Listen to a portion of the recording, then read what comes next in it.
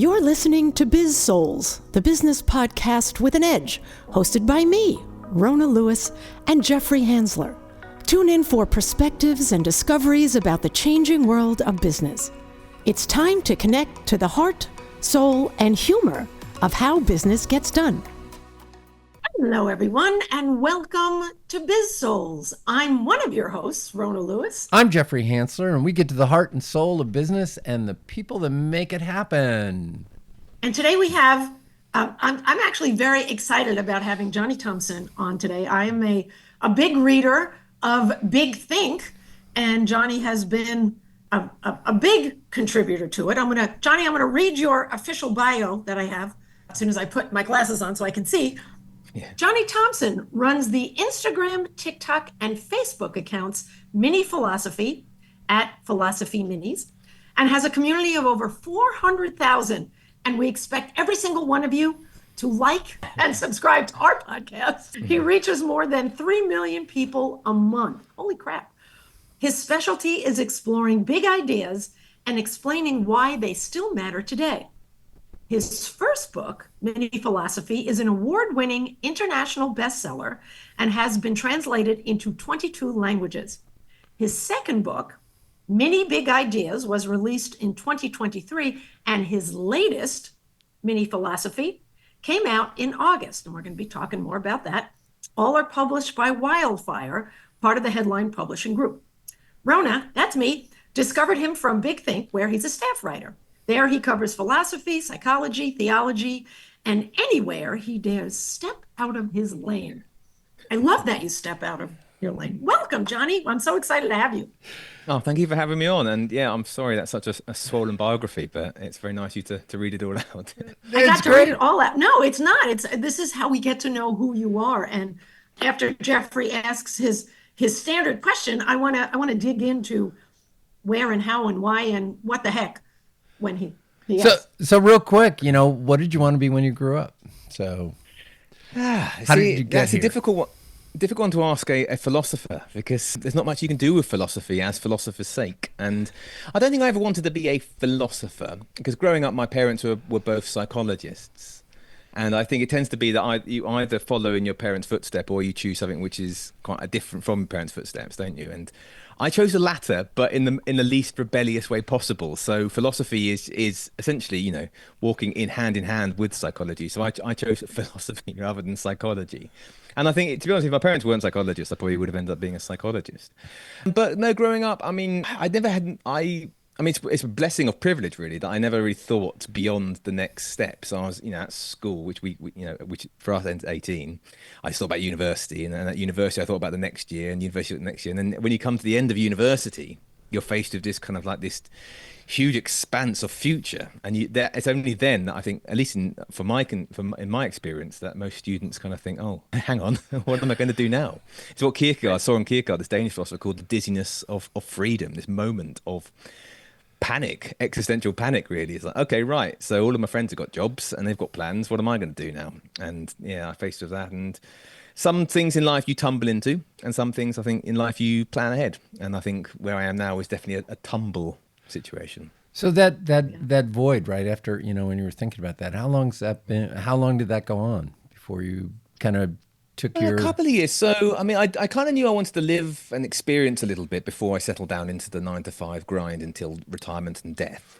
So I thought you make it sound so attractive, Jonny. Yeah, well, that's the path, isn't it, laid out in 20th, 21st century kind of Western mindset. This is get your job. The idea of the career seems to be a little bit on the way out, but at least major jobs. And so I wanted to see the world and travel. And so I taught English as a foreign language for a while in my hometown, which is in southeast Kent. So there's lots of kind of German, French, and Spanish people coming to visit us, and I taught English as a foreign language. And then I used a month, so I would teach for 2 or 3 months, and then I would travel for 2 or 3 months. And so a great way to see the world. I went to Eastern Europe, and I went to Morocco, I went to Japan. Great experiences. And then after a year, I came back and I thought, right, okay, I should do the settling down bit now. And it turned out I actually quite liked teaching. I quite liked teaching in English. And I thought, right, okay, well, that's not particularly well paid. And I do still love philosophy as a passion. So I ended up doing a teacher training course down in Brighton, which is on the southeast coast, sort of southish coast of Britain. And then, yeah, and then I ended up being a teacher in Oxford. That was my kind of first Wow. first gig, really. Yeah. So how did you get involved with Big Think? I was a huge fan of it. I still am, and I just find it fascinating, all the areas and the topics that Yeah, I wind up mean, there. irritatingly for me, Big Think's quite big in America, but not over here. So when like, a lot of my friends ask me, "What do you do for a living?" I say, "I work for this company called Big Think," and they're like, "What? What?" And so they have to Google it, and then only when you Google it do you realize that they've got this huge presence on Oh, YouTube, on social media, and they do incredible articles, and they've been going for decades. It's great, and so I came across them because when I was a teacher and I set up my account, Mini Philosophy, first. I thought, yeah, so I kind of had little static images. I was a teacher, so I was anonymous. I wanted to keep my face hidden away from all the mocking children who, if Mhm. they found out that I was on social media. And so, yeah, and so then I did explanations of philosophical ideas and then I collected them all together and I put them to my now book agent and said, look, I think this would be a great idea for a book. He said yes, and it became a book. Nice. As I was doing the media rounds for that, my agent basically said, what you should do is, approach as many people as possible. Say, I'll write you an article. In return, can you plug my book? Tit for tat, scratch my back, scratch yours.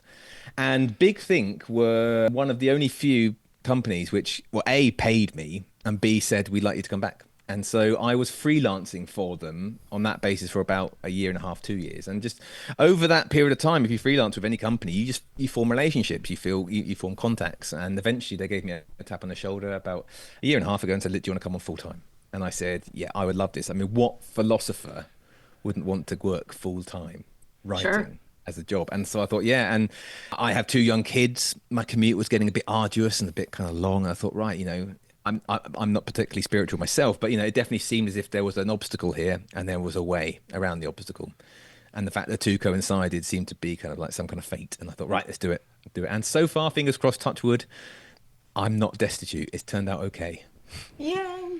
so Yay. backing up a little to get into Oxford. I mean, to be teaching at Oxford, that's quite an accomplishment. You know? Thank you. Yeah, it's and it was a great experience for me as well. I mean, I often wonder if I could shuffle around my life experiences, would it have worked? And I don't think so. So I mean, every part of my life so far has given me a certain skill set and a certain Mhm. experience, which I've used later on. And I kind of wonder, if only I'd done the social media first and did the writing first, would I be able to do this earlier and enjoyed this life before? And probably not. When you're explaining ideas to people who don't know much about philosophy, I mean, there's an element it can get a bit boring because you're repeating the same ideas over and over again. But what you do is interacting with people, these fresh young minds, is that you experience them in different ways, and you learn how to explain them in different ways. And of course, let's pick up. So I used to teach Descartes' Meditations, for example, which is like this massive book in philosophy. Everyone who wants to do philosophy should read it.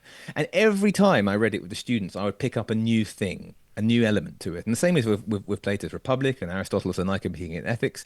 You pick up new things each time.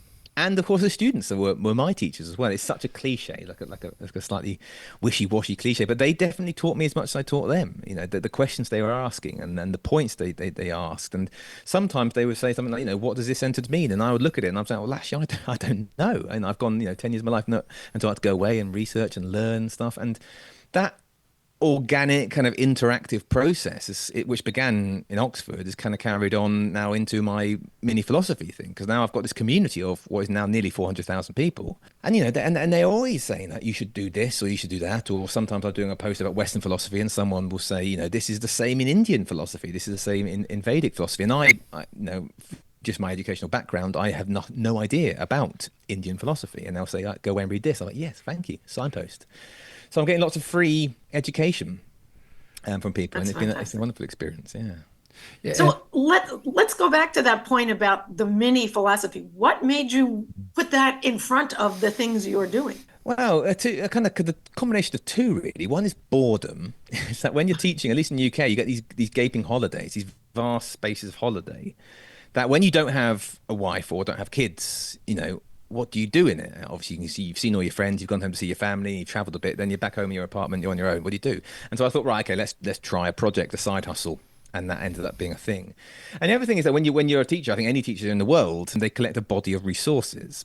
And at the time, I was going through just a various phases of just tinkering around with different things. I was going through an Adobe obsession, and I was tinkering around with Photoshop and stuff. And so I had some nice, cool little images, which I thought were cool at the time. Of course, now they pale in comparison to something that AI can make in a second. But at the time, they were really cool.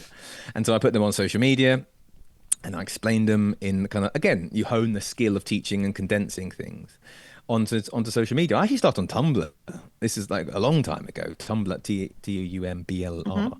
And that did okay. And then I moved across to Instagram, and then that did even better then. And again, going back to what I was saying about honing your skills and everything in its rightful order, I mean, the art of condensing things down to 2,200 characters is, I think it's a really useful art that's carried me to where I am today. I mean, Oscar Wilde once said that he wrote a really long letter to somebody, and he said, "I'm so sorry it's long. I didn't have time to edit it."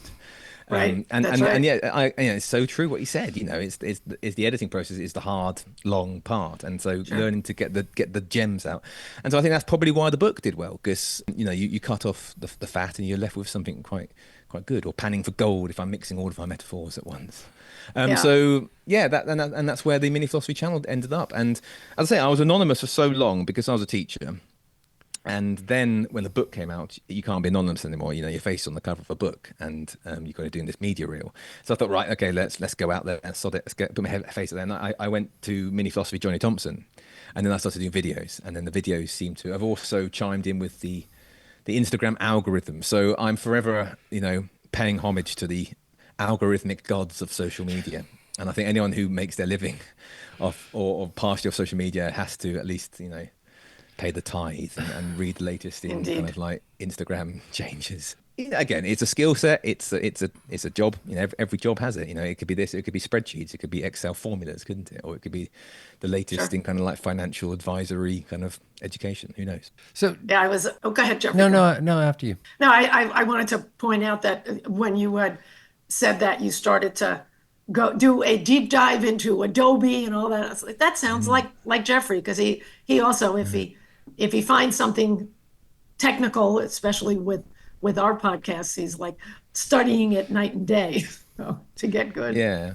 It's weird. I mean, software in particular, I find it really, I lose myself in it. I mean, I think in some ways, I think I would have been really good at computer science. In some ways, I'm kind of glad I didn't, because Adobe, at least back in the day, before it's updated nowadays with AI, it helps with so many things. It's like you can spend hours and hours and hours just calibrating one little image to be in line with something.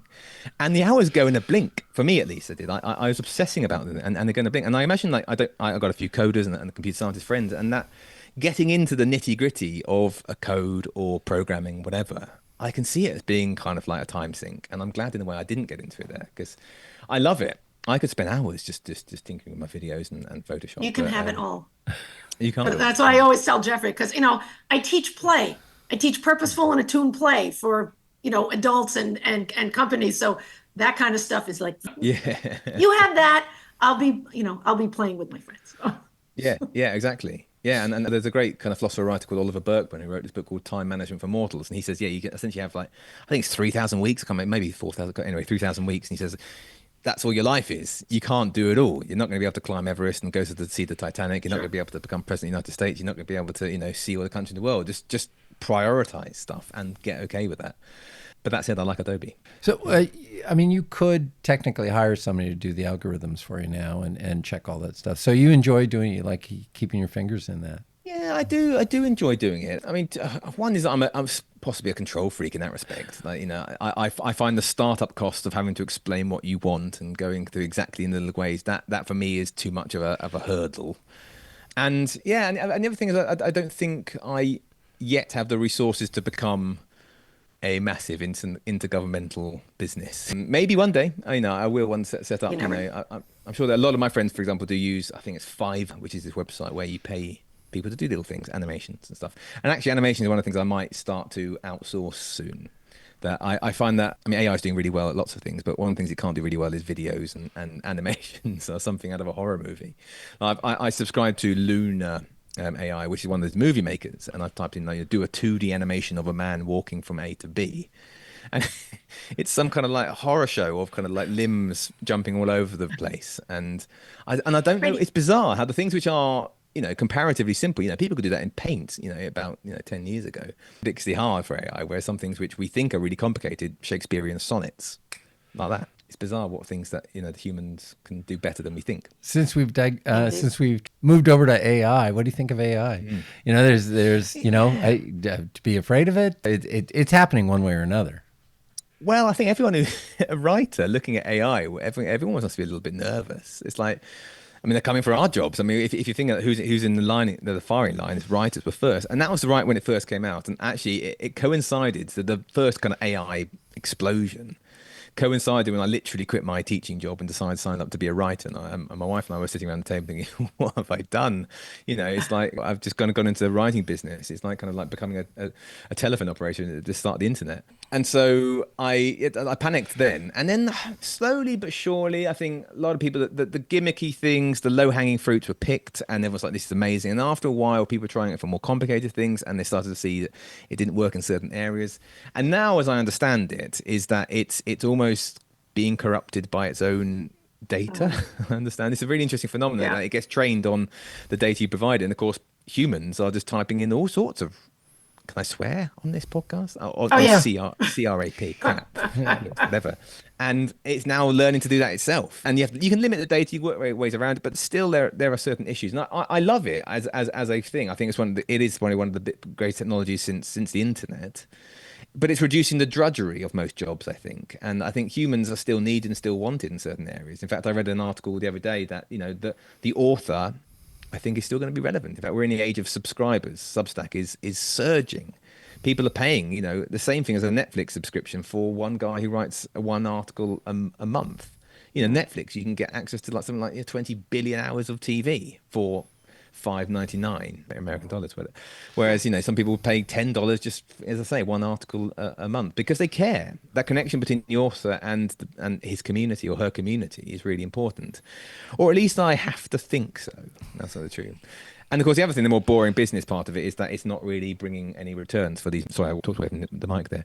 It's not bringing any returns for these big corporations. So these people who are pouring billions and billions of dollars into AI, they're not seeing anything back in terms of financial returns. So why would you have factories and factories full of processors doing these things to essentially ask, the quickest route to the train station, whatever, or write me a sonnet about a pig eating a pancake? And I think I just asked him that the other day. Yeah, yeah, exactly, and it's brilliant. I It's love it. amazing, It's great. yeah. Yeah, exactly. There once was a pig who wanted some food or something like that. And so yeah, I don't know what the future will be. Obviously, no one does, but I like to think that the human to human connection is there. I mean, chess is an interesting parallel, isn't it? Computers have beaten humans for at least 10, 15 years. And yet people still like to play chess, and people still watch chess games. They still buy chess magazines, and there's a whole Netflix TV program about it, which is like one of the biggest ever shows ever made. So, Queen's Gambit, which I only watched last month, which is fantastic. If anyone's Really? seen Oh, it, brilliant. it's an awesome movie. Yeah. It's Yeah, I great. love it. It's great. So, let's talk about your book. So you started with mini philosophy and then mini big ideas and then mini psychology. How did you go from one to the other, and what was your thought? Tell Yeah, us well, everything about it. thank you. That's interesting. Yeah, so mini philosophy was the obvious one because my account is philosophy. Right. So you kind of like just take the best things from there. So when I pitched it to my agent, I had 10, and so at the time of the book writing, I had something like 300 posts about philosophical ideas, and they only needed 150 for the book. So actually, it was quite easy. In fact, I had to have a slightly awkward email exchange with my editor and say, look, how many of these do you need to be original content for the book, and how many can I, basically copy and paste from the internet? She said about 70-30. So 70 is original, 30s. So yeah, so 30% of the book was written like that, and the rest, as I say, you kind of like take stuff which was going to go out and put into the book instead. That did really well. So mini philosophy did like, I think, unsurprisingly well. No, sorry, surprisingly well. Unsurprisingly sounds very arrogant. Surprisingly well. I think even if my publishers are honest, I don't think they saw it doing that way. So it's sold in 22 languages, and it's a bestseller in 3. I mean, the good thing about selling in across those languages is that you're essentially spread betting. That it could do well in some countries, it could do poorly in some other countries. For example, it did really well in Poland and South Korea and Germany and Portugal. Completely flopped in Italy, and if it flopped in kind of like, I think Netherlands was pretty average. Why? Nobody knows. To all intents and purposes, the Dutch and the Polish, I don't think they're that different to characters, but for some reason in Poland it was really good. And so then that then kind of fed into the new book deals, and we kind of had again back and forth with my publishers saying what would make a good second book, and we wanted to try and stay in the same philosophy lane, but obviously not making it mini philosophy 2. and we chose on this mini big ideas, which is a slightly grander kind of looking at the history of ideas, which is really fun for me. And so probably more so than mini philosophy, actually. I enjoyed the process of writing mini big ideas because you get to go and kind of like learn about all these cool ideas. There was science. I looked at physics, chemistry, biology. I looked at government and politics. I looked at theology, and I looked at, again, philosophy. And it was really, yeah, really interesting kind of like stretch of human thought. Then that led into mini psychology. And as I said at the top of the podcast, you know, psychology's always been percolating in the background with my parents, and dinner time conversations were, so my dad is a clinical psychologist focusing on child psychology and dyslexia, and my mum was a therapist, and so between the two of them, you know, you kind of by sheer osmosis, psychology goes in somewhere. So when I was doing the research for mini psychology, I was surprised by how many things I had learned just growing up. And if anyone's listening who's got kids, I can't encourage you more just to talk about things around the dinner table, even if your kids are pretending to be surly and grumpy and playing in their iPads or whatever. They're listening, I think, and I was one of those. So yeah, and that's mini psychology. That's where we are. Nice. Do you have a copy of it you can hold up?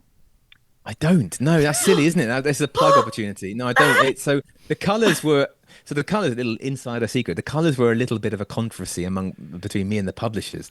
So the second one was meant to be green, which I thought was a lovely kind of like slightly kind of darkish green, and then the colour which went to print was what I can only describe as a garishly vomit-coloured lime green. Lovely. And so I saw it. So when you're an author, you get like a collection. In the UK, at least, you get 12 free books. And so I got this big package waiting outside my door. Like, oh, here it is.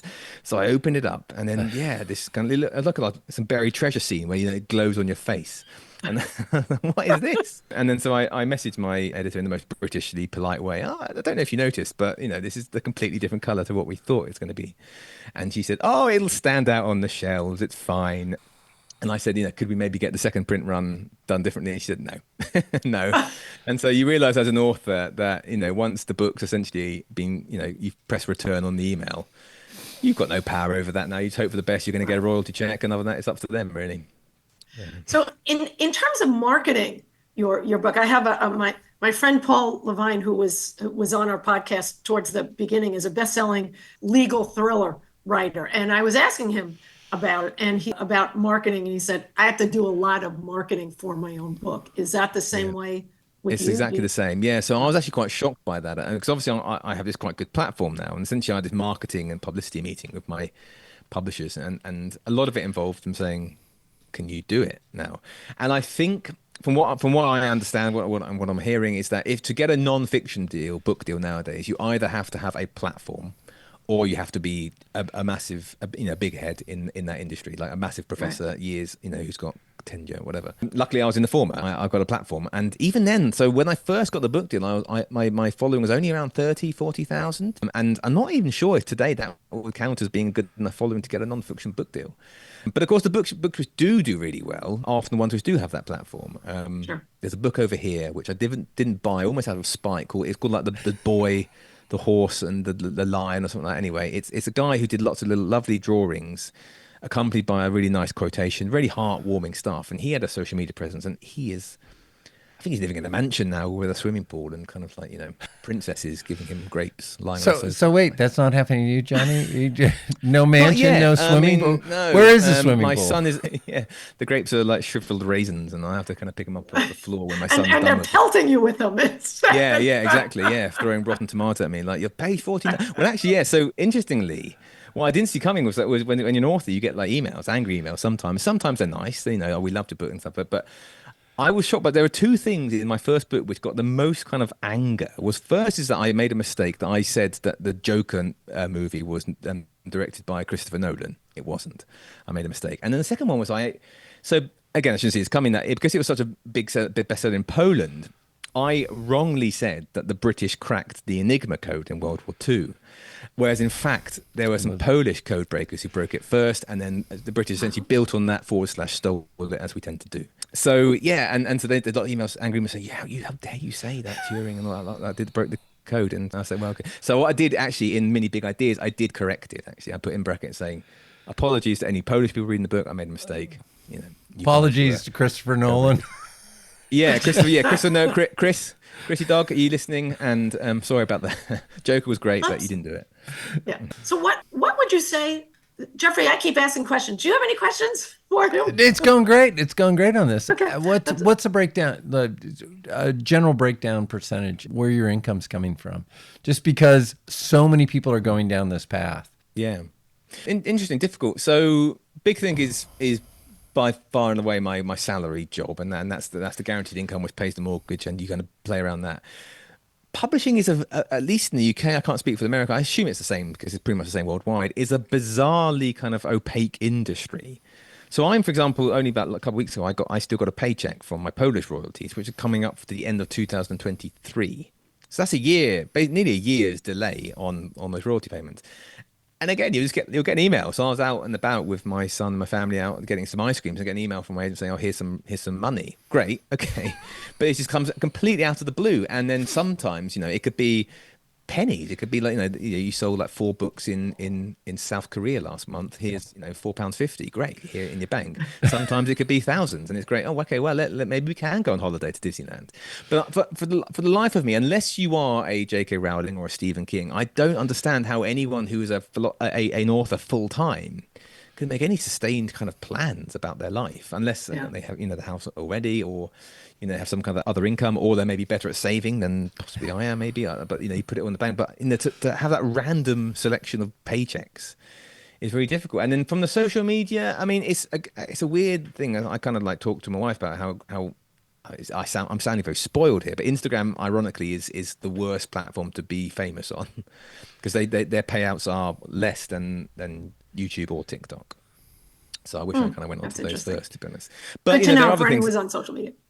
Yeah, well, exactly. If anyone wants to go into social media, YouTube first, I'd say, then TikTok, then I think Instagram. But there are other ways around it. So subscription model, for example, I started that for a while where you get people to subscribe to your content. And I got like 50, 60 people, and, at £4 a month, it wasn't bad. But then I just felt bad because I don't like having my hat in my hand saying, guys, come on, do this, do that, the other. I just, maybe it's just me, or maybe it's the Britishness in me. I just don't like doing that. And so after a while, I felt bad nagging people to subscribe and doing this kind of teaser thing where I was like, if you want more, pay me money.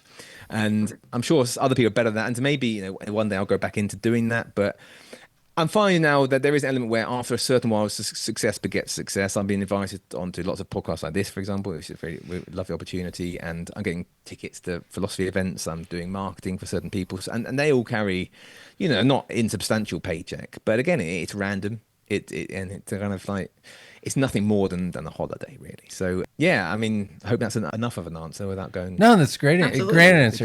And your only problem is you read too much Oliver Twist and Scrooge when you were a kid. So, Yeah. They threw you off from putting your hat out.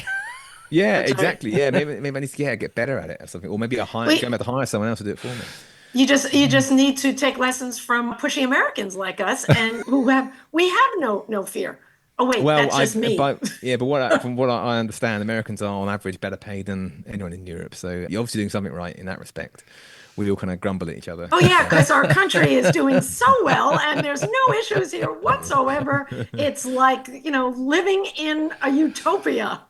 Yeah, Come well, join that's us. that's a good point. So, I do like America though. I've traveled around there a few times. I do like it. Good. I've yet to met a bad American. Well, with, No. with It's the it's good. popularity of Big Think, I'm surprised that they don't have you on a tour of the of the states rather.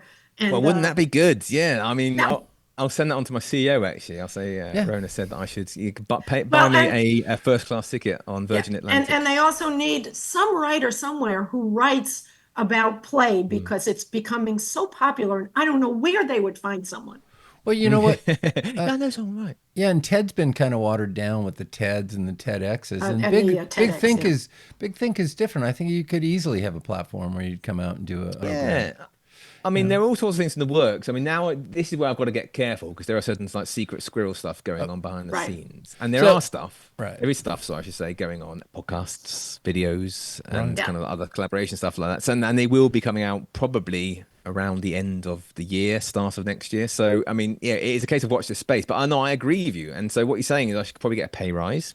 I should probably be getting a first class flights to America and some princesses feeding me grapes. I'll take all of that. Absolutely. Just saying. Absolutely. So with all the different things that you're doing, how do you organize? How do you chunk your day?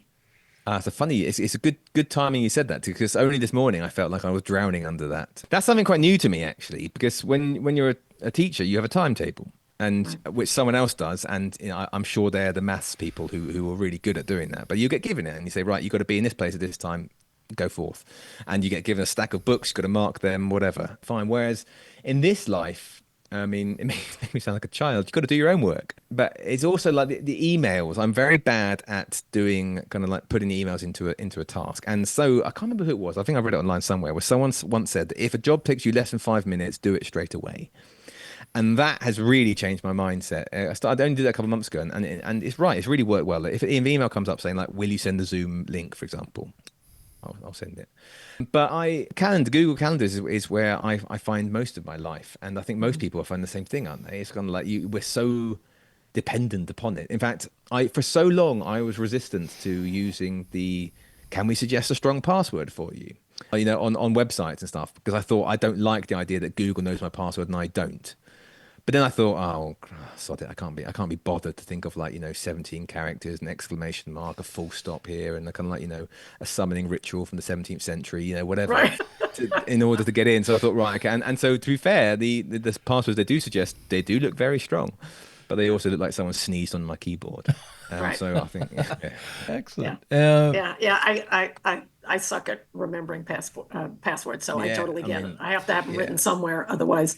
But inversely, every now and again, Google will remind me that one of my passwords is compromised across 77 websites, and I'll go to the And then website. what? It's Yeah. okay. It's like some whole food sale that I bought from 17 years ago. I bought some. And Right. I don't really care. They can sell my password if you want, as long as it's not for my bank. I'm all right. Right. So, Go ahead, Jeffrey. any tips for getting into this, for getting to where you Writing fell, and writing and Writing, social working media. multiple Yeah, jobs? I mean, yeah. So I would say, annoyingly, I mean, I think most sectors, most jobs is patience and practice.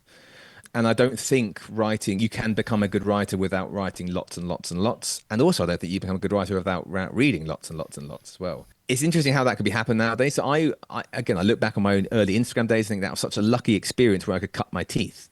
It used to be that people were doing it by blogging. Like blog sites, for example, were really big. I can't remember what the big one was called. And now Substack. So I mean, set up a Substack, set up a blog, whatever. And even if you have 2 people plus your mum subscribe, it doesn't matter. The point is, if you're doing it regularly, writing every week, you'll just get better at it. The natural process of writing, you'll learn stuff which is better. And so and then once you're at a point where you feel as though you've cut your teeth enough, then I would get some advice, get some either a friend who you trust and respect to look at your work, or do what I did and just spam lots of agents and say, right, I think this is a good idea, and hopefully, fingers crossed, one of them will say, yeah, this is a good idea. But yeah, I think it's true in any sector. You have to put in the hard yards, you have to put in the days, and I think it's not a very popular answer nowadays in a day of kind of get rich quick and kind of becoming the CEO within a year. But the point is, you have to put in the days and the hours, and people have to see you sitting behind the desk and working or doing the writing before you can take up that seniority role. And in some ways, I don't agree that people should be paid more just for the sake of being older. But at the same time, I do think there is certain, respect and kind of like an earning of money from being just, that long in an industry that you see so much and so much. Right. Really can't put a price on experience. Indeed. And it's funny to your point. I see how some of these influencers and people want to be influencers. That's hard, being on camera 2 or 3 times even a day, and Yeah. yet they say, well, we don't want to work hard, and we just want to get paid. We don't. That's actually working pretty hard. My It nephew really is a food influencer, and he and I had a conversation the other day. And he's like, I don't know what to put on sometimes. Yeah.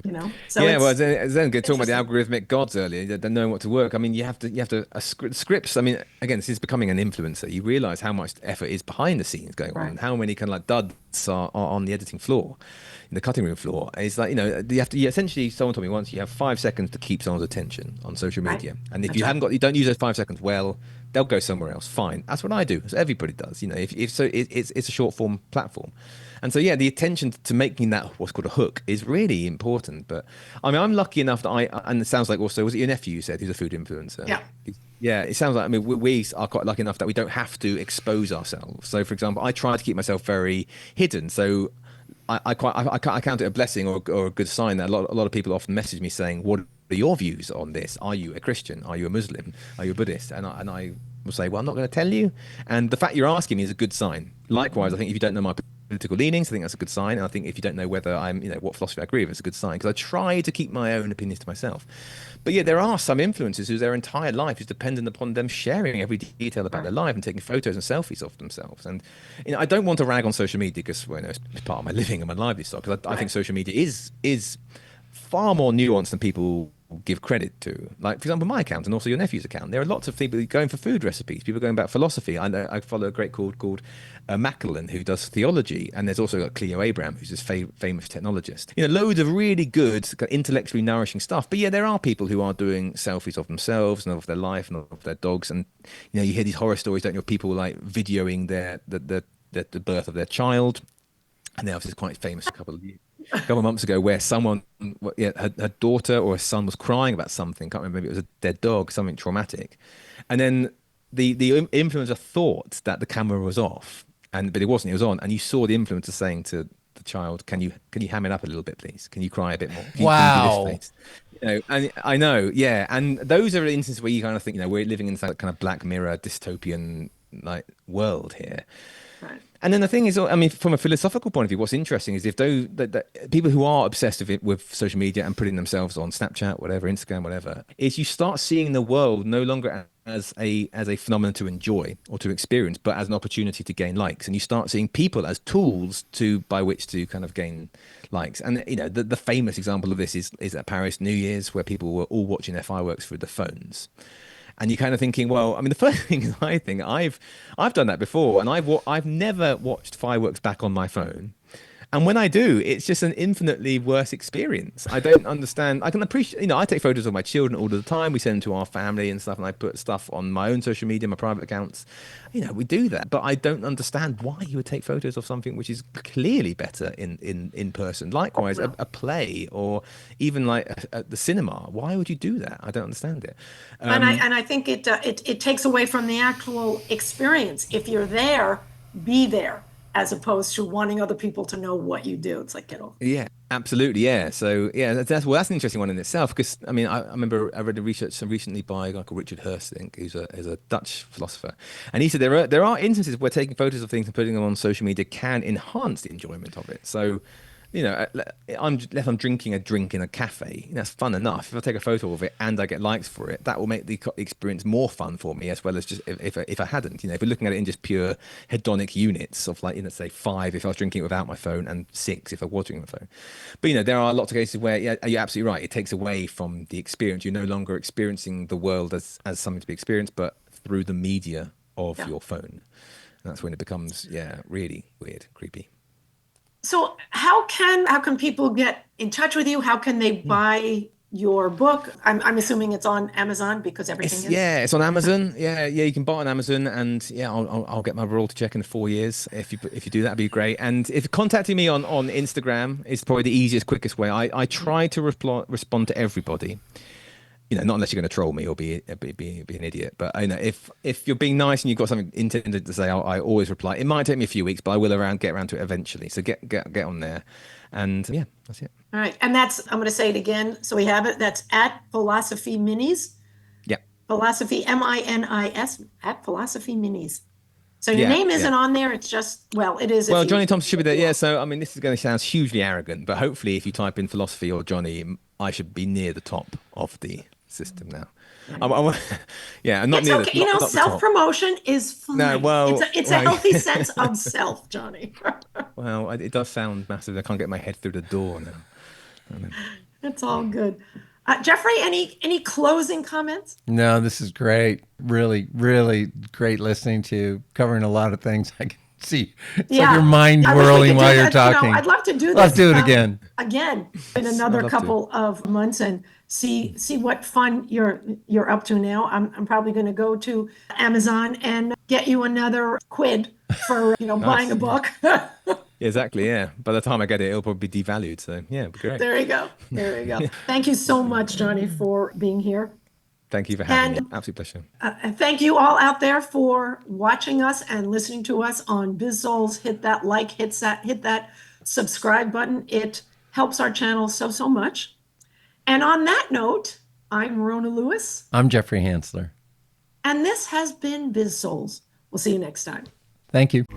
You've been listening to the Biz-Souls podcast with your hosts, Rona Lewis and Jeffrey Hansler.